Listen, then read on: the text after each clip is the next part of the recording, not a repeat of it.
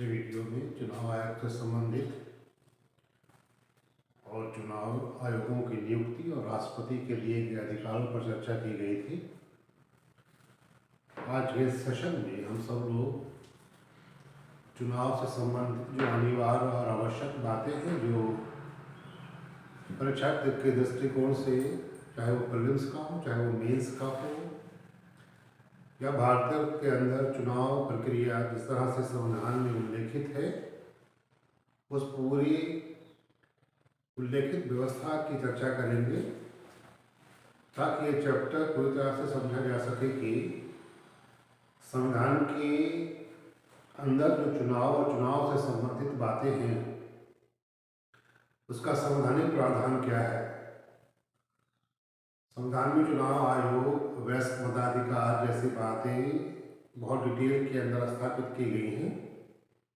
एक पूरा का पूरा चैप्टर है, अनुच्छेद संख्या 324 से लेकर 329 तक, जो चुनाव आयोग की स्थापना, चुनाव आयोग में चुनाव आयोग के आयुक्तों को नियुक्त करने के राष्ट्रपति के अधिकार और साथ ही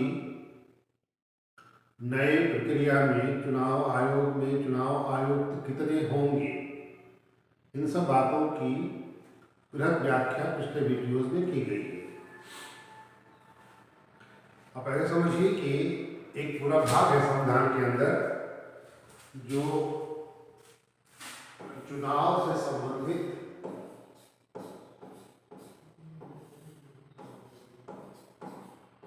बातों को समाहित करता है। अनुच्छेद संख्या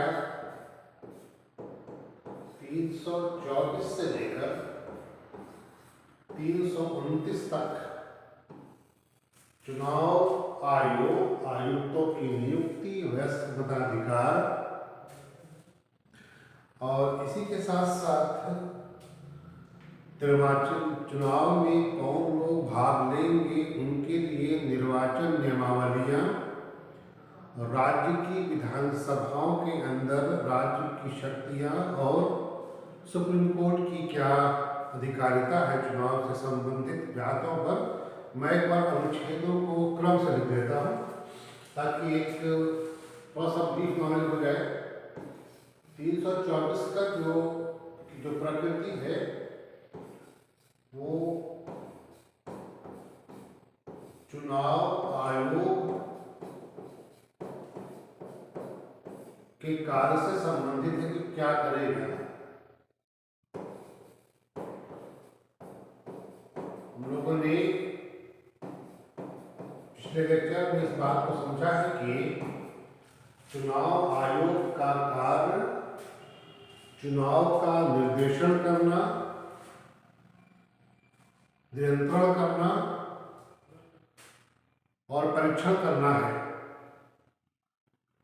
ये अधिकार उसको अनुच्छेद संख्या 324 के तहत मिलता है और इसी के अंतर्गत चुनाव आयुक्तों की नियुक्ति भी हो जाती है। लेकिन इसी खंड का अनुच्छेद संख्या 325 वयस्क मताधिकार की बातें करता है।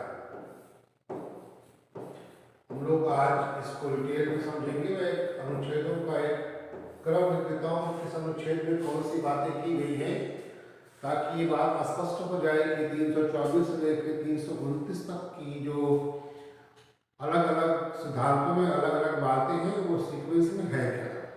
तो 324 के अंदर चुनाव आयोग की स्थापना है, चुनाव आयुक्तों की नियुक्ति है। 325 के अंदर वयस्क मताधिकार का है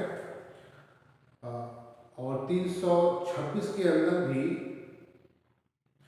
324 के अंदर भी वयस्क मताधिकार की बातें कही गई हैं, जो लोकसभा या राज्यसभा या किस तरह की आयु की अर्हताएं होंगी। 326 इसकी गणनाएं करता है। 327 के अंदर 326 के अंदर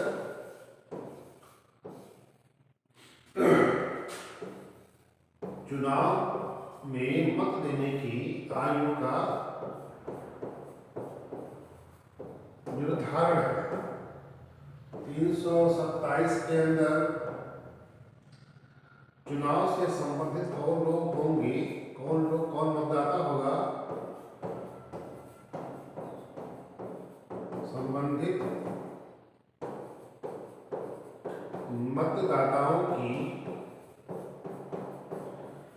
निर्वाचन नामावलियां चुनाव आयोग को अधिकार देती है कि भारतीय ऐसे नागरिक जिनकी आयु पहले 18 साल और अब पहले 21 साल और अब 18 साल है, अभी समझाते हैं चीज़ों को, उसके आधार पर 327 इस बात को स्थापित करती है कि किस आयु में भारतीय नागरिक मत दे सकता है।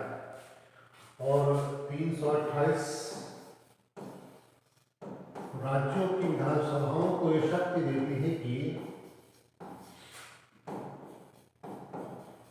राज्यों की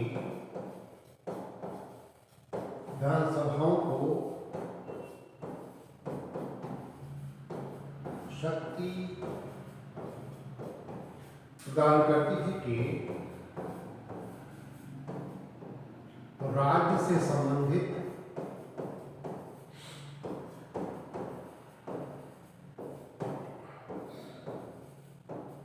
चुनाव का प्रबंध कर ले।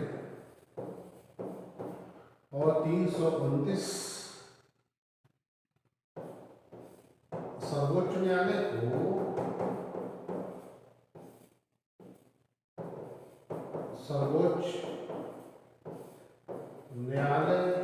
को चुनाव से संबंधित किसी भी कार्य करने से वर्जित करती है, क्योंकि चुनाव की प्रक्रिया, चुनाव का पूरा नियंत्रण और पूरी प्रक्रिया का करने का अधिकार चुनाव आयोग के पास ही है। अनुच्छेद संख्या 329 सुप्रीम कोर्ट को, सर्वोच्च न्यायालय को चुनाव की प्रक्रियाओं में किसी प्रकार का हस्तक्षेप करने से मना करती है। ये मोटा मोटी 324 से लेकर 329 तक की व्याख्या है। इस पूरे के पूरे चैप्टर को हम लोग डिटेल में समझने का प्रयास करें, ताकि जो पिछला वीडियो है 324 के ऊपर और ये पूरा का पूरा आज का पूरा लेक्चर इस बात पर समाहित हो जाए कि चुनाव से संबंधित क्या संवैधानिक व्यवस्थाएं हैं। एक एक करके समझा जाए कि 325 का जो प्रकृति है संविधान के अंदर, आर्टिकल 325 ये वयस्क मताधिकार की स्थापना करता है। साफ साफ समझिए इसको कि 325 का जो की प्रकृति है वो वयस्क मताधिकार। वयस्क मतलब होता है जो लोग बालिग हो गए हैं उनको वोट देने का अधिकार इस तरह से संविधान के अंदर दिया गया है। अब ये बात 325 में कही गई है कि वयस्क अधिकार क्या है। वयस्क का मतलब ये है कि जो लोग बालिग हैं वो और कौन नागरिक है। तो 325 ये कहता है कि ऐसे भारतीय नागरिक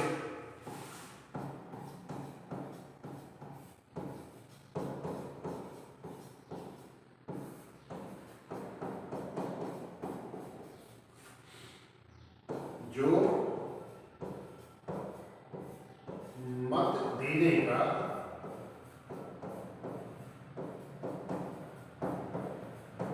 अधिकार रखते हैं,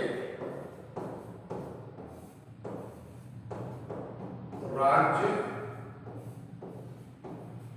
उन भारतीय नागरिकों के बीच में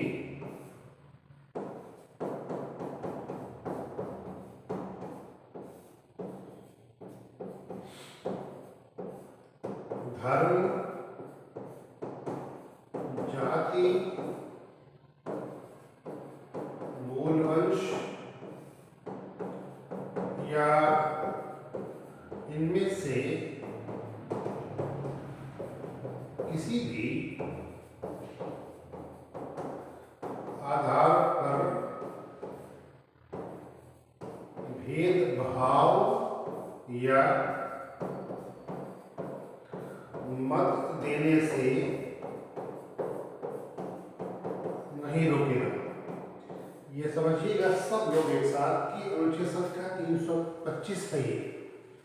336 आयु निर्धारित करता है, उसको समझिए। और फिर PR एक्ट के द्वारा 16 में एंट्री किया गया, एक साथ मिला के पढ़ने से 325 326 एक साथ क्लियर होता है। पहले हम एक एक समझा लें, फिर एक साथ सम कर लेते हैं सबको, ताकि चीज़ें सीक्वेंस से सही चीज़ें आप तक पहुंच जाए। 325 की प्रकृति ये है कि वो धर्म, भूवंश, जाति, निवास स्थान या रंग के आधार पर किसी भी भारतीय नागरिक को जिसको मत देने का अधिकार है, मत देने से वर्जित या उसको भेदभाव करने से रोकता है। ये प्रकृति है आर्टिकल नंबर 325। यहीं पर एक साथ और समझिए कि आर्टिकल 326 क्या है। अनुच्छेद संख्या 326 किसी भी भारतीय नागरिक की आयु सीमा निर्धारित करता है। सिंपल तरीके से समझिए कि 326 भारतीय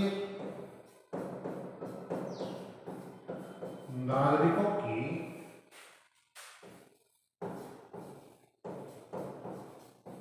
आयु सीमा को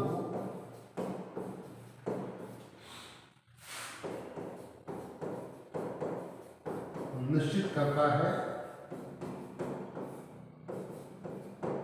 संविधान जब लागू हुआ और फिर 1951 तक पब्लिक रिप्रेजेंटेटिव एक्ट आ गया, तो आरंभ में भारतीय नागरिकों को मत देने की आयु न्यूनतम आयु 21 वर्ष थी,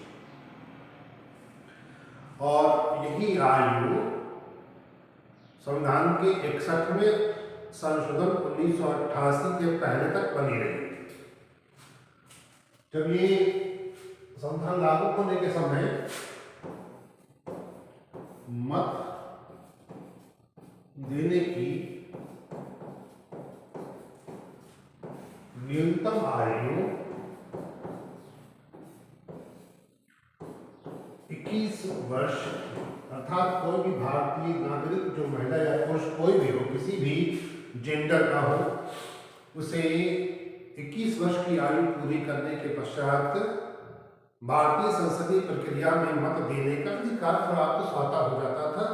कहने का तात्पर्य है कि चुनाव आयोग उसका नाम चुनाव की नामावली में अगर अंकित कर लेता है तो भारत के भी नागरिक मत देने का अधिकार प्राप्त कर लेते थे। ये व्यवस्था 61वें संशोधन अधिनियम तक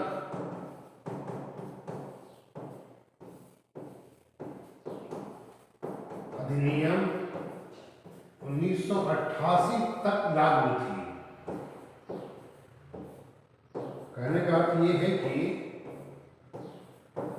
इस अधिनियम से पूर्व, इस संशोधन से पूर्व जो भी चुनाव हुए लोकसभा के, विधानसभाओं की, उन सब में चुनाव देने की मत आयु 21 वर्ष थी।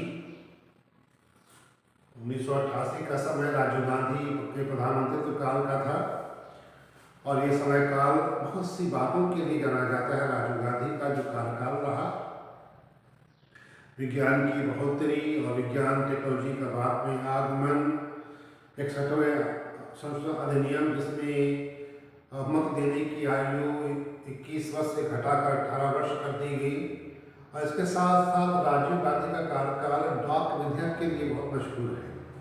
अर्थात उस समय के राष्ट्रपति ज्ञानी जय सिंह और प्रधानमंत्री राजीव गांधी के बीच डाक विधेयक को लेकर जो विवाद रहा, वो संविधान की किताबों में और संविधान की चर्चाओं में बहुत मशहूर वाद रहा है, या बहुत मशहूर चर्चाएं रही। तो जो 5 वर्ष का कार्यकाल राजीव गांधी का रहा, वो बहुत चर्चा का विषय रहा। बहुत सी नई टेक्नोलॉजी का आना, संविधान के अंदर बहुत अच्छे संशोधनों के बीच में राष्ट्रपति और प्रधानमंत्री के बीच डाक विधेयक के लेकर टकराव, इन सब बातों के लिए याद किया जाता है। और भी बहुत से केस है, मंदिर का मुद्दा है, शाहबानो केस का मुद्दा है, ये सब राजीव गांधी के समय की बातें हैं। लेकिन चुनाव प्रक्रिया में राजीव गांधी के समय 61वां संशोधन अधिनियम 1988 हमेशा याद किया जाता है, क्योंकि इस अधिनियम के द्वारा मतदाता की आयु घटाकर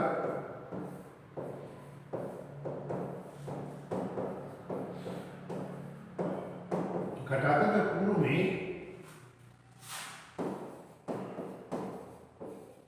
जो पूर्व में 21 वर्ष थी उसे 18 वर्ष कर दिया गया। आपके परीक्षा के लिए, एग्जाम के लिए ये अधिनियम और ये साल याद रखिएगा कि 21 से घटाकर 18 वर्ष 61वें संशोधन के द्वारा 1988 में की गई है।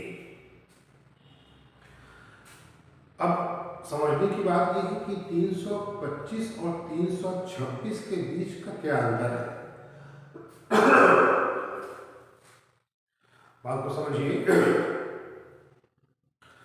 कि अनुच्छेद संख्या 325 भारतीय नागरिकों में को मत देने के बीच भेदभाव करने से इनकार करता है कि भेदभाव नहीं किया जा सकता, चाहे वो धर्म के आधार पर हो, चाहे जाति के आधार पर हो, चाहे मूल वंश के आधार पर हो, और एक प्रकार का वयस्क मताधिकार की बात करता है। पर वयस्क कौन है वयस्क जिसको मत देने का अधिकार अनुच्छेद संख्या 325 देता है? उसकी व्याख्या अनुच्छेद संख्या 326 लिखी गई कि वयस्क भारतीय संविधान के अंतर्गत कौन है।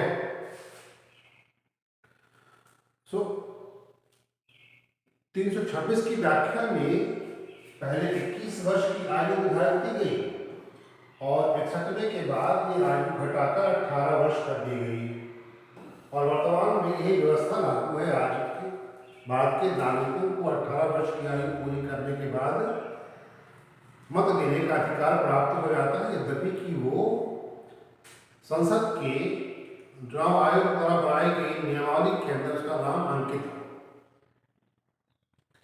एक चीज और जोड़ते हैं लोग यहाँ पर कि 325 और 326 के आधार पर ही क्या भारतीय नागरिकों को वोट देने का राइट मिल जाता है।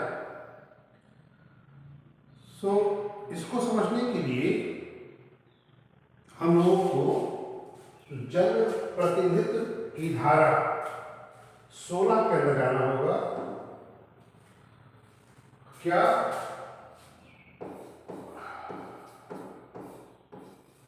अनुच्छेद 325 और 326 के आधार पर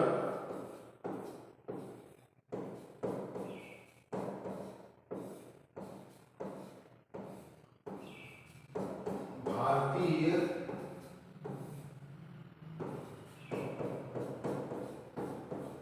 नागरिकों को मत का अधिकार प्राप्त हो जाता है? ऐसा बात है नहीं।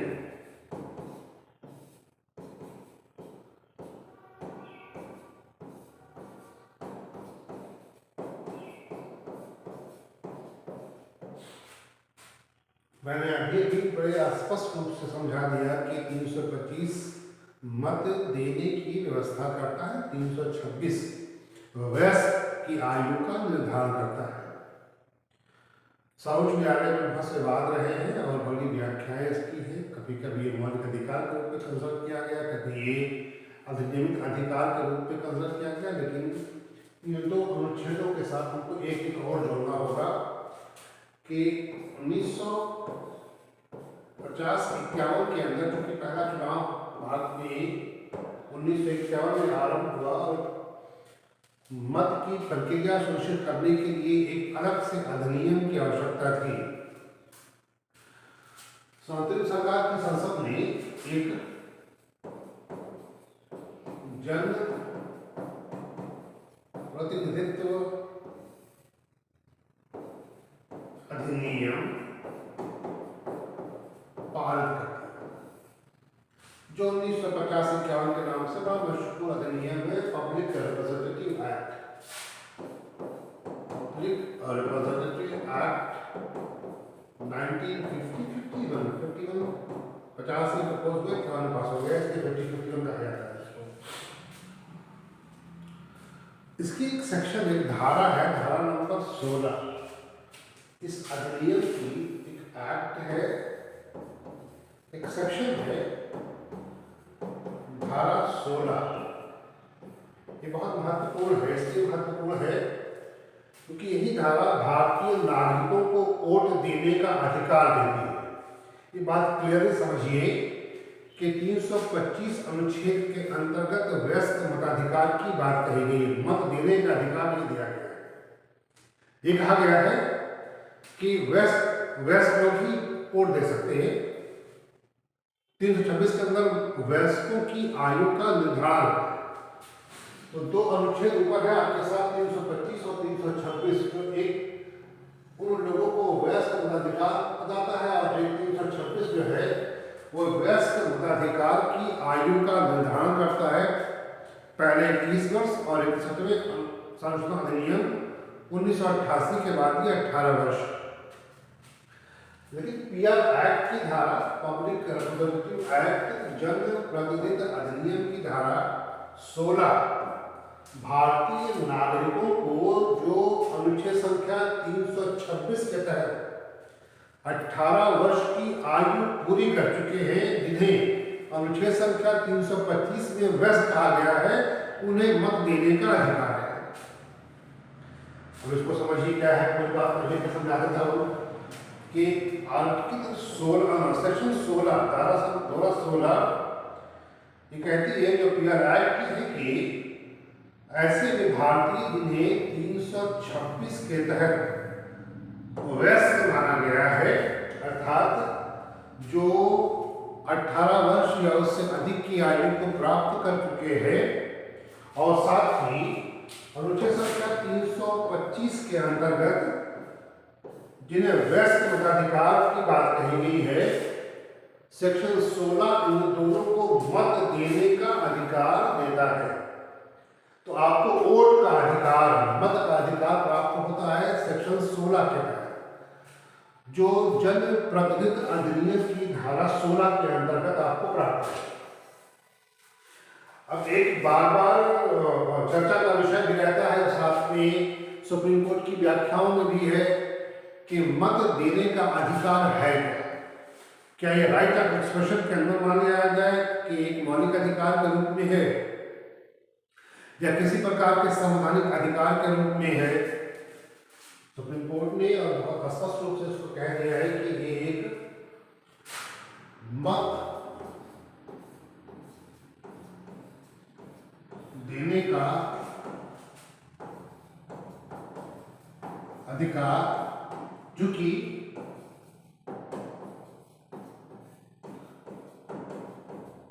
संसद से पारित विशेष अधिनियम द्वारा प्राप्त होता है। इस कारण ये एक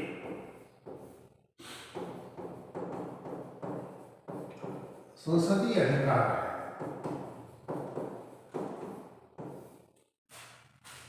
वास्तविकता भी यही है कि चूंकि इसकी व्याख्या मौलिक अधिकारों के किसी भी सिद्धांत के अंतर्गत नहीं है, बहुत बार इस पर चर्चा रहती है कि क्या ये वोट देने का अधिकार मौलिक अधिकारों के अनुच्छेद संख्या 19(1)(a) के अंतर्गत है, अर्थात वाक्य एवं अभिव्यक्ति right to speech and expression के अंदर वोट देने का अधिकार भी है, तो ये नहीं है। उसके अंदर मत देने का अधिकार मौलिक अधिकारों की श्रेणी का नहीं है, और ना ही किसी प्रकार के संवैधानिक अधिकारों के अंतर्गत है।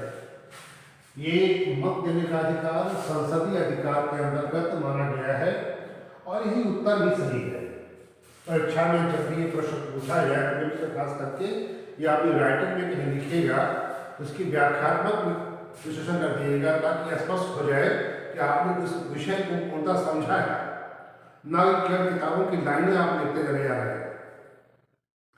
ये बड़ा आवश्यक तथ्य है कि मत देना किस प्रकार से आप तक पहुंचता है। ये अनुच्छेद संख्या 325, 326 और फिर पीआर एक्ट के सेक्शन धारा 16 के तहत आपको प्राप्त संसदीय अधिकार के रूप में मिल जाता है। तो 324 को अगर देखा जाए, अभी मैं फिर से रिफ्रेश कर देता हूँ बीच में, ताकि 324 का अगर देखा जाए तो वो चुनाव आयोग के गठन की बात है, उसके कार्यों की बात है। 325 की बात देखी जाए तो वयस्क मताधिकार की बात करता है। 326 को अगर देखा जाए तो वयस्क मताधिकार की आयु के निर्धारण की बात करता है। 327 का जो मामला है, जो आर्टिकल नंबर 327 है, वो ये कहता है कि चुनाव आयोग को यह अधिकार है कि वो मतदाताओं की निर्वाचन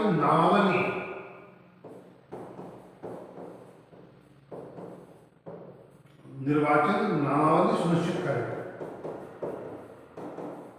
क्योंकि ऐसे भी भारतीय जो 18 वर्ष की आयु पूरी कर चुके हैं, अगर उनका निर्वाचन नियमावली में नाम नहीं है तो मत देने का अधिकार उनके पास नहीं हो जाता, बाहर कर दिए जाते हैं। तो ये बात बड़ा स्पष्ट है कि 327 निर्वाचन नियमावलियों के लिए है रखी गई है, ताकि चुनाव आयोग भारत के नागरिकों के मतदाताओं की एक सूची तैयार कर सके कि कौन वोटर हो सकता है, कौन कौन लोग वोट के लिए नामांकित है। वो चुनाव आयोग हर चुनाव से पहले वो कार्य आरंभ करता है। जैसे आने वाला 2024 में अभी 6 महीने के अंदर चुनाव है लोकसभा का। मुझे लगता है कि 18वीं लोकसभा का चुनाव है, 17वीं काम कर रही है। तो चुनाव आयोग ने अपना काम करना आरंभ कर दिया है। हर जिलों में, हर तहसीलों में, ब्लॉकों में, ग्रामों के अंदर जो लोग नए वोटर्स हैं उनका नाम, और जो लोग छूट गए उनका नाम, या ऐसे लोग जिनका निर्वाचन नियमावली में नाम अंकित नहीं, किसी कारण से भूल गया, छूट गया है, उनको उसमें अंकित करने का कार्य कर रही है। मैंने अभी कुछ दिन पहले भी देखा कि मेरी कॉलोनी के अंदर कुछ लोग कैंप लगाकर इस काम को कर रहे थे। तो चुनाव आयोग अपने समय से ऐसा कार्य करती है। वैसे भी तहसीलों में, कचहरियों में पूरा एक ऑफिस मेंटेन रहता है, जहाँ पर ये कार्य साल भर होता रहता है। कोई भी ऐसा व्यक्ति जो अपनी अर्हता पूरी कर लेता है, बात का नागरिक 18 वर्ष की आयु पूरी कर लेता है, तो एक छोटा सा फॉर्म है, उसमें कुछ नाम, पता, ठिकाना, आयु और प्रमाण पत्र के साथ निर्वाचन नियमावली में अपने नाम को अंकित करा के मत देने का अधिकार प्राप्त कर लेता है। क्या कर सकता है, ऐसा करना सबके लिए अनिवार्य है।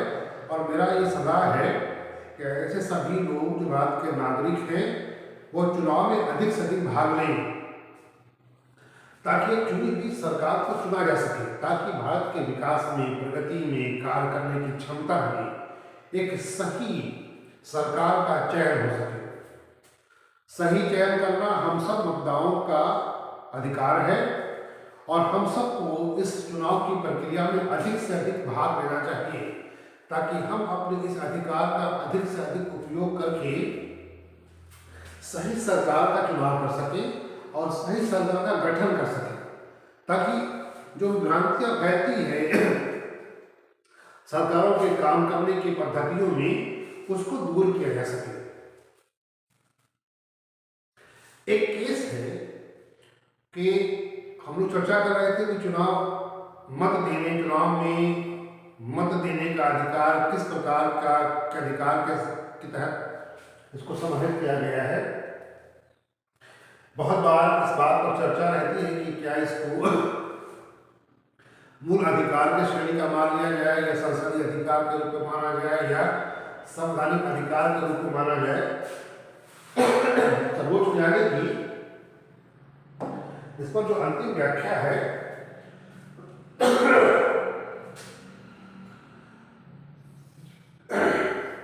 मत देने का अधिकार, वोट देने का अधिकार किस अधिकार की कैटेगरी में है, सर्वोच्च न्यायालय ने, सुप्रीम कोर्ट ने वर्ष 2003 में इस पर अंतिम व्याख्या कर दी है। एक वाद आया सुप्रीम कोर्ट के अंदर, जो बड़ा मशहूर वाद रहा है इस केस पर, जावेद अहमद बनाम स्टेट ऑफ हरियाणा को उल्टा लिख दिया गया। तो विश्व की स्टेट ऑफ हरियाणा होता है हरियाणा राज्य के रूप में। इस वाद में 2003 में सुप्रीम कोर्ट में ये वाद आया, वादी ने कहा, ये दापीठ की सुप्रीम कोर्ट में एक केस लेकर आया कि वोट देने का अधिकार किस प्रकार का है। बहुत बड़ा केस है ये और बहुत चर्चा का विषय रहा है। उस केस की डिटेल जानने की आवश्यकता यहाँ पर नहीं है। हाँ, जो लोग पीसीएस जे की तैयारी करते हैं उनके लिए ज़रूरी है कि वो इस केस को डिटेल में समझें और चुनाव आयोग और मत देने के अधिकार को बारीकी से इस वाद के बिहार पर व्याख्यात करने का प्रयास करें। लेकिन सिविल सर्विसेज के एग्जाम में, प्रोविंशियल सिविल सर्विस एग्जाम में इस बात को लिख देना ही अपने आप में पर्याप्त है, ताकि बात अंतिम रूप से एग्जामिनर के समझ में आ जाए कि किस बिहार पर इस अधिकार को की जो प्रकृति है उसकी व्याख्या की जा रही है। इस बात में सुप्रीम कोर्ट ने स्पष्ट कह दिया कि वोट देने का अधिकार इज अ पार्लियामेंट्री राइट। वही विभाग ने पिछला हमने कहा है कि किसी प्रकार का मौलिक अधिकार के रूप में नहीं आना है, इसे अनुच्छेद संख्या 19(1)(a) का भाग माना जाए। सर्वोच्च न्यायालय ने स्पष्ट कर दिया कि ये वाद, ये मत देने का अधिकार अनुच्छेद संख्या 19(1)(a) के अंतर्गत नहीं है। ये स्पीच का एक्सप्रेशन के बाहर है। ये एक एक्ट के द्वारा दिया गया अधिकार उसको उसी रूप में स्वीकार किया जाए। ये सर्वोच्च न्यायालय की इस विषय पर अंतिम व्याख्या है और वही स्वीकार भी है।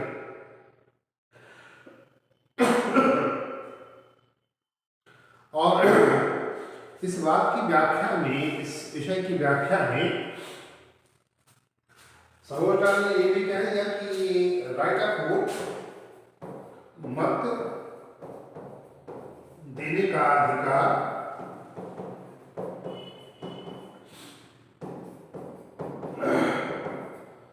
सामान्य कानून अर्थात कॉमन लॉ के अंतर्गत है। इसे किसी प्रकार से इसका स्पेसिफिक लॉ, विशेष कानून की प्रक्रिया का समझा गया है। ये सामान्य कानून है और सामान्य कानून के तहत इसे ट्रीट किया जाए।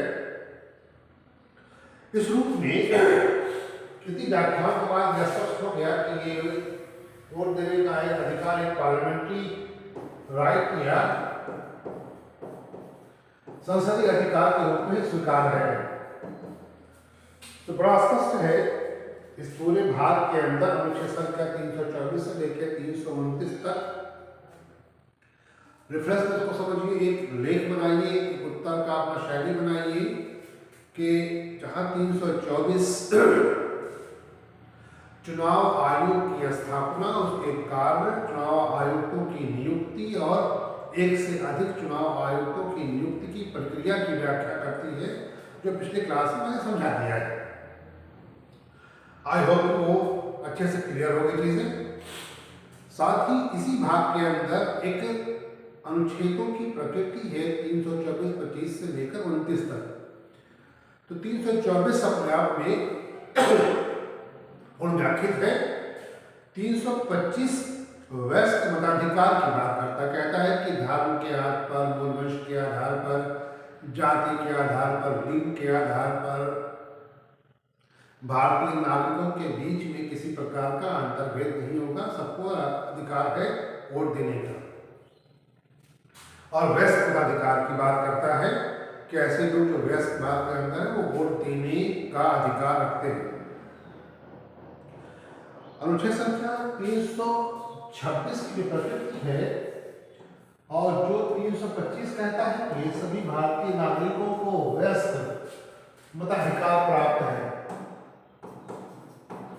अब इसकी वयस्क मताधिकार की व्याख्या क्या हो सकती है, उसके लिए 326 लाए। अनुच्छेद संख्या 326 में वयस्क की परिभाषा है या वयस्क सिद्धांत की व्याख्या कह सकते हैं इस हिसाब से। और व्याख्या ये है कि जब संविधान लागू हुआ और जब मत देने का अधिकार संसदीय अधिनियम के अंतर्गत प्राप्त हुआ तो वयस्क की आयु का निर्धारण 21 वर्ष रखा गया। और समय के साथ साथ जैसे भारत पूर्ण होता गया, भारतीय समाज जागरूक होता गया और सरकार का मत देने का, सरकारों के द्वारा काम करने का और मत के अधिकार की अहमियत समझने का भारत की संसदीय भारतीय सामाजिक व्यवस्था में लोगों को ज्ञान होता गया। 1988 में राजीव गांधी की सरकार एक विधेयक, एक अमेंडमेंट लेकर आई। उसका नंबर है 61वां संशोधन अधिनियम, जिसका साल था 1988। इस साल में 21 वर्ष से मत देने की आयु को घटाकर 18 वर्ष कर दिया गया। संविधान द्वारा स्पष्ट है कि अनुच्छेद संख्या 326 वयस्क होने की व्याख्या करता है। ऐसे समझिए कि 1988 से पूर्व वयस्क की आयु 21 वर्ष थी और 1988 के बाद वयस्क की आयु अब 18 वर्ष है। इसकी व्याख्या अनुच्छेद संख्या 326 के अंतर्गत की गई है। 325, 326 के आधार पर भारत के वयस्कों का, वयस्क अधिकार का, वयस्क होने की व्याख्याएं हैं, लेकिन आपको वोट देने का अधिकार, राइट ऑफ वोट, ये आर्टिकल आपको नहीं देते। उसके लिए आपको सेक्शन 16 जो पब्लिक रिप्रेजेंटेटिव एक्ट के अंदर, उसकी धारा 16 के अंदर आपको प्राप्त होता है। और जो अपनी प्रकृति में एक पार्लियामेंट्री एक्ट है, वोट देना इस प्रकार से एक पार्लियामेंट्री राइट हो जाता है, एक संसदीय अधिकार हो जाता है। और इसकी व्याख्या सर्वोच्च न्यायालय ने वर्ष 2003 के अंदर जावेद अहमद बनाम हरियाणा के राज्य में एक समान कानून, ये कॉमन लॉ के अंतर्गत की गई है, अर्थात ये वर्तमान में एक समान नियम के तहत संसदीय अधिकार के रूप में हम सबको प्राप्त है। 327 की जो प्रकृति है वो बड़ी स्पष्ट है। वो कहती है कि चुनाव आयोग को अधिकार है कि वो मतदाताओं की निर्वाचन नामावलियों को निर्धारित करे। 328 राज्यों की विधानसभाओं को ऐसे शक्तियां प्रदान करती है कि चुनाव में भाग ले सके। 329 सर्वोच्च न्यायालय को इस प्रकार से वर्जित करती है कि वो निर्वाचन प्रक्रिया में किसी प्रकार का हस्तक्षेप न करे। पिछला क्लास और इस क्लास को मिलाकर आपको ये बात स्पष्ट हो गई होगी कि चुनाव आयोग है क्या और चुनाव आयोग किस प्रकार से कार्य करता है।